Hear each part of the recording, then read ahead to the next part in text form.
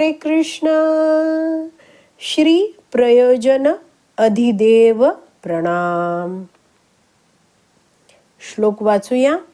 श्रीमान रासरसारंभी वंशी वट तटस्थितः कर्षन् वेणु स्वनेर्गोपी गोपीनाथ श्रियेस्तु नः.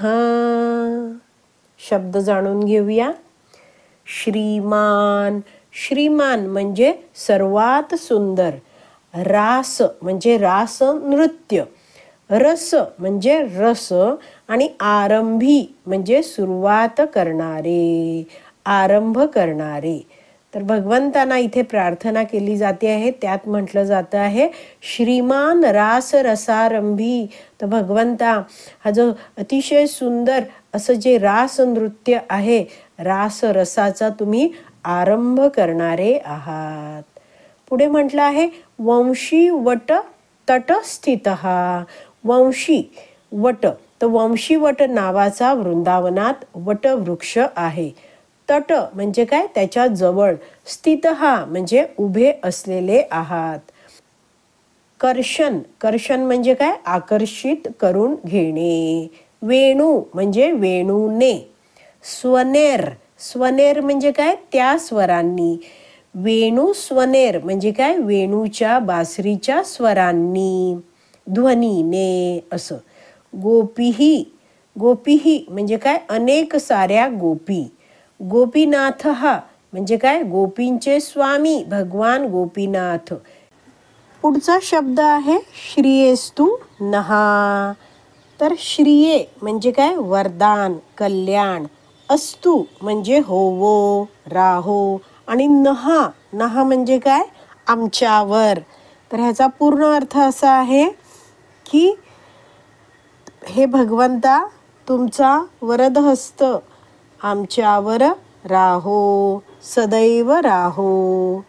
तर भाषांतर वाचूया. श्री श्री राधा गोपीनाथ आमच्या कल्याणार्थ सदैव विराजमान राहो. जे रास संबंधित रसाचे आरंभ आहेत, वंशी वटात स्थित असून आपल्या बासुरीच्या ध्वनीने गोपकिशोरींना आपल्याकडे आकर्षित करत आहेत. श्री गोपीनाथ भगवंत आहेत, त्यांना प्रयोजन अधिदेव असं म्हटलं जातं. तर ह्या ज्या वृंदावनातील गोपी आहेत, त्या भगवान श्रीकृष्णांच्या महान भक्त होत्या. तर या गोपी आपलं प्रत्येक कार्य करताना सतत भगवंतांचं चिंतन मनन करत असायच्या. भगवंतांची गीत भजनं गायच्या. तर अशा या गोपींचे हे गोपीनाथ भगवान नाथ आहेत. म्हणजेच काय आहे, गोपींचे नाथ, स्वामी, रक्षण करते, सर्वस्व आहेत. तर प्रयोजन हा शब्द इथे म्हटला आहे की हा प्रयोजन अधिदेव प्रणाम आहे. तर प्रयोजन म्हणजे काय, ध्येय, लक्ष. भगवान श्री गोपीनाथ हे प्रयोजन तत्व आहेत. म्हणजे मनुष्याच्या जीवनाचं अंतिम ध्येय भगवान श्रीकृष्णांचं प्रेम प्राप्त करणं हे आहे. तर जेव्हा मनुष्य अधिकृत गुरुशिष्य परंपरेच्या माध्यमातून, वैष्णवांकडून, भक्तांकडून वैदिक शास्त्राचं श्रवण करतो, नेहमी श्रवण करत जातो, त्यावेळी त्याला कळतं की मी हे शरीर नाहीये, मी तर भगवान श्रीकृष्णांचा नित्य दास आहे, मी एक आत्मा आहे आणि आपले स्वामी हे भगवान श्रीकृष्ण आहेत. तर हा संबंध, हे संबंध ज्ञान जाणल्यावर भगवान श्रीकृष्णांबरोबरचं आपलं नातं जे मी विसरून गेलो होतो, ते आता मला पुन्हा जोडायचं आहे. तर त्यासाठी भगवंतांची विविध प्रकारे सेवा करायची असते. तर ही सेवा कशी करायची हे सगळं आपल्याला भक्त शिकवतात.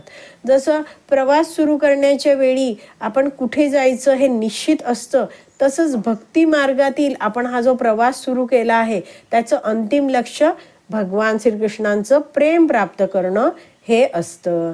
तर श्री गोपीनाथ भगवान आहेत, ते आपल्या सगळ्यांचेच स्वामी आहेत.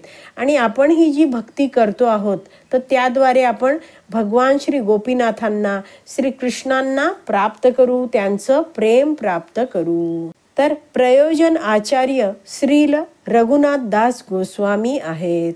तर वृंदावनातील श्री श्री राधा गोपीनाथ मंदिरात जे भगवंतांचे विग्रह आहेत त्यांची सेवा श्रील रघुनाथ दास गोस्वामी हे करायचे. श्री श्री राधा गोपीनाथ भगवान की जय.